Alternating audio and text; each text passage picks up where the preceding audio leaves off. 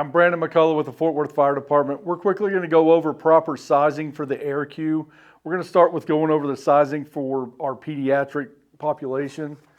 We're going to use a Braslo tape to kind of do this because we have to have it in order to use it for our reference on our chart later.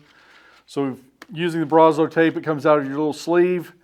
It's got a tab at the top that says measure from this end. That little red end goes at the head of your patient. This patient comes out to 3 to 5 kilograms, or the gray area on the tape. You'll then be able to go to your sizing chart. Sizing chart will give you your proper tube size. For this one, it's going to be the pink Air Q, and that is just going to be off his size and weight base. Come in, you'll put your Air Q in and run as normal. We can do this on the larger kids as well. Same process. Red to the head of the child or patient. Come down. This one comes in as yellow. You would then go again to your chart to see what your Air Q sizing was going to be. For this one, it's going to be our green 1.5 one, which we would then place in and move from there. Okay, so we're going to go over quickly on how to secure your Air Q in the pediatric population. You need to have cloth tape to do this, as it has a little more integrity to it. Start off by getting you a little length of it, splitting that tape in the middle, coming up to your Air Q end, wrapping that there, Xing it over the top,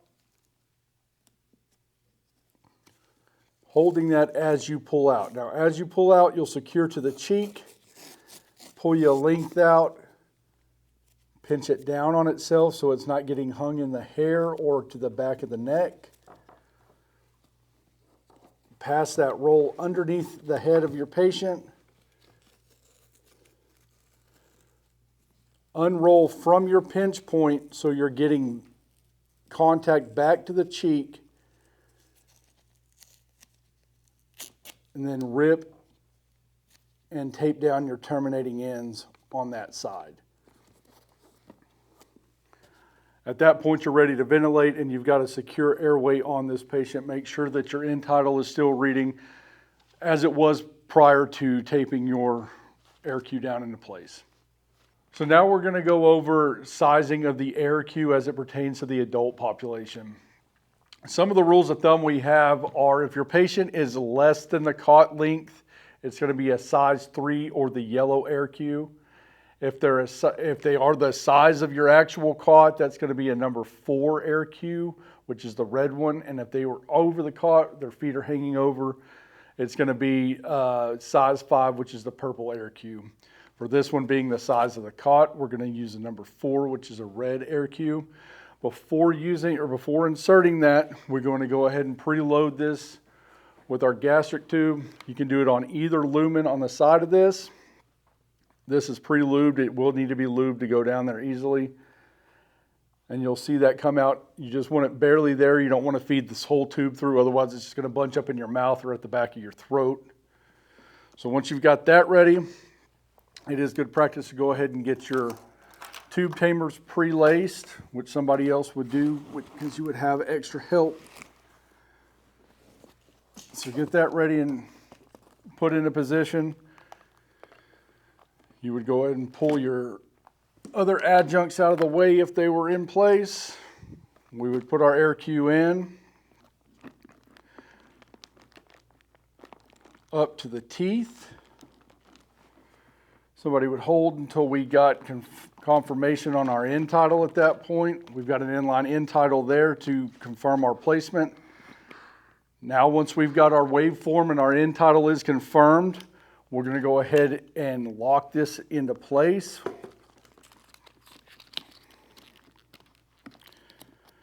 These new tube tamers have a nose on them, which goes directly, kind of orients you to the direction that they go. So the nose goes to the nose.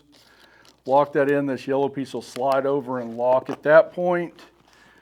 Now that we've got this locked into place and confirmation of our end tidal, knowing that we can advance that down into the stomach of the patient. With these Air Qs, they have the 2 lumens.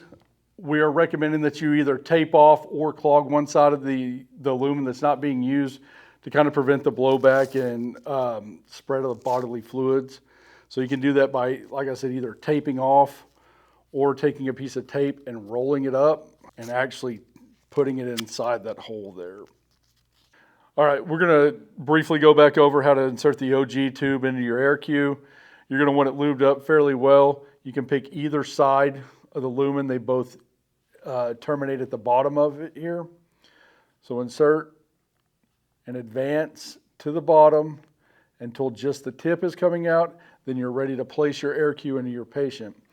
Now, one thing we're recommending do, just kind of a pearl of advice, is to tape the side you're not using up, either by just taping over this lumen or by sticking a piece of tape in there. I'm going to demonstrate just sticking one over and then taping it in so the pressure doesn't come back out. So this is rolled up piece of tape, sticking it down in that lumen, grabbing another piece of tape and taping that down.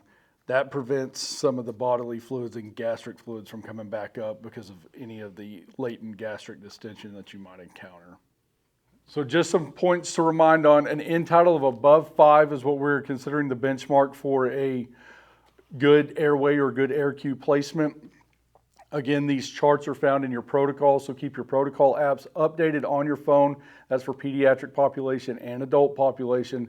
That's a quick reference to get there while you're on your way to the scene, or while you've got extra hands on the scene that can kind of look that up if you need to remind yourself and jog your memory on it.